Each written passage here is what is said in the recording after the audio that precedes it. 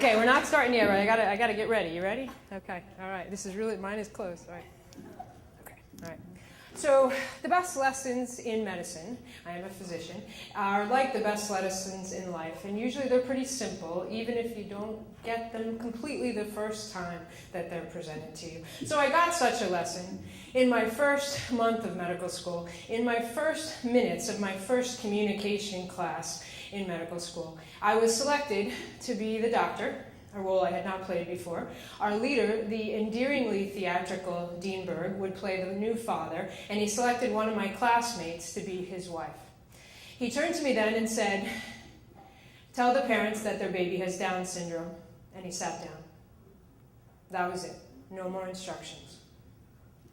I stood for a minute, and it was clear I had to begin. "There's a problem," I said, and I was stuck. Dean Berg leaned in, put his arm endearingly around his wife, and said, "Oh, doctor, please, tell us, what's wrong? What's wrong?" "Your baby has Down syndrome," and hoped I could sit down. He wasn't done. "Oh my God," he said, "our baby! Ah!" And he leaned on the shoulder of my classmate, the only one in the room now who looked more alarmed than I did, and began to sob loudly. Oh my goodness, oh my goodness, I said, please, oh don't cry, it's okay, it's gonna be okay. These children can lead happy lives, they can lead productive lives, it's gonna be okay, don't cry." Dean Berg stopped crying. He turned to me patiently and said, "What was your goal for that conversation?" I had no answer. He said, "You know what, you're the doctor now. Your job is not to get people to stop crying. Your job is to give them the facts. They need the truth." I thought about that as I did the rest of my medical school rotations, as I got to see real-life scenes like that play out in front of me. I didn't think a lot about it until I had a real-life scene. So in my fourth year of medical school, my aunt, my favorite crazy maiden aunt, died of breast cancer. She died without making any plans for her cats. And she died 3 months after she'd sent me a book entitled Love, Medicine, and Miracles, in which she inscribed, "This is the book that made me think I could get well." I didn't know what her medical care involved. I was far away, but I had the feeling that she didn't know the truth, and it would have helped her.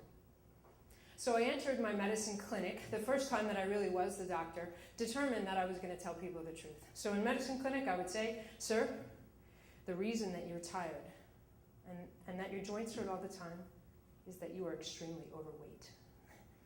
So the truth in medicine clinic was not well received. So I wasn't going to be a medicine doctor. So I moved on to be a cancer doctor, where I had some idea that truth was going to have some value. So I was pretty good at the broad strokes of the truth. You're curable, you're not curable. But when you're the cancer doctor, you actually have to get down to the nitty-gritty, which was hard.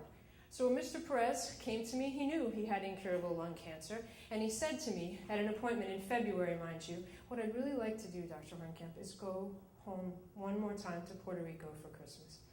Well, I considered the truth, and the truth was that he wasn't going to probably make it till Christmas. So I went to my mentor, and I said, "How do I handle this?" And he said, "When do they celebrate Christmas in Puerto Rico?" Talk to him about Easter. And then there was Chester. Chester was someone I inherited as I moved into my first independent staff position. And Chester I inherited at a time when all options for his disease had really been exhausted. Chester was intellectually challenged, and when I talked to him about his prognosis, that involved me talking and him staring at his shoes. This unfortunately gave me a vantage point of a tumor that he had right here in his forehead, and every time I saw him, it got just a little bit bigger. Chester had no family for me to engage. His wife would not leave the house, nor would she allow anyone in the house to help with Chester. Every time he walked into clinic for me, I was relieved that he was still alive. I really didn't know if he even knew what was going on, and I had begun to despair that I would be able to help him the way that I wanted to help him. And then one day, he walked into clinic, and he looked at me. He met my gaze for probably the first time since I had known him, and out of nowhere, he said, "Will there be much pain?" I didn't let my eyes leave his as I considered the truth, and unfortunately the truth was that he would have pain, because it was coming already. And then I had my rise above moment. The truth was he was going to have pain, but that's not all there was to the truth.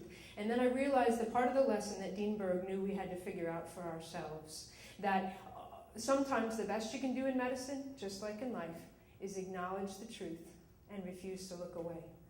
So I touched his hand, I kept his gaze, and I said, the truth, not if I can help it. And without leaving my gaze, he smiled.